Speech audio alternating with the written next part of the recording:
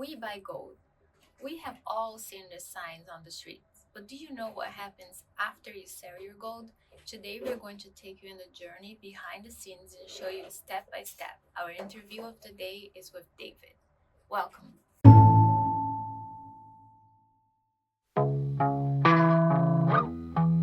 Hi, I'm David.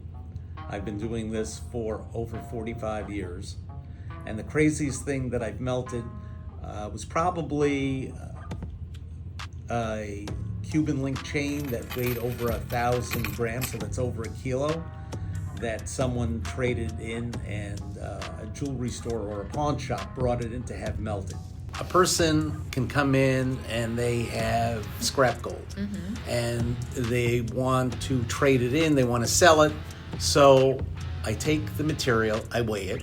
Okay, so we are going to weigh the gold now. Yeah. So we've got a variety here, 14 and 18 karat gold. And we have some white gold and some yellow gold. So it is all weighed together. We're weighing in penny weight, which is used in the trade. So it's 1.55 grams to 1 penny weight. And it's easier for us to divide by 20 than it is 31.1.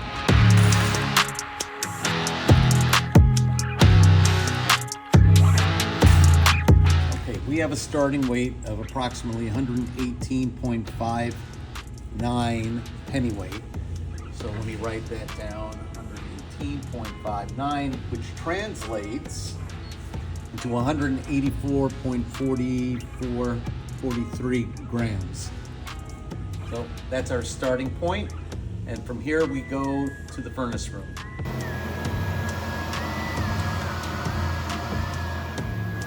takes about 10 minutes.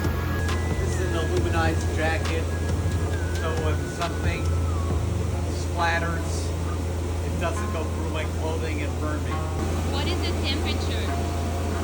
1,800 degrees. So I melt it, make it into a homogeneous solution. Now I have to pick the correct size. So this is good for 118 penny weight. You have to warm up the Heating up the mold, you can't pour molten metal into a cold mold. It flies all over the place, it explodes. And I pour it into an ingot mold, and I get an ingot. Depending on the purity of the metal, you can have a melt loss of anywhere from 0.5% to 3%, depending on the carat of the gold and if there was a lot of solder, so you have a reduction in the final weight. We started with 118.59, we end with 116.8.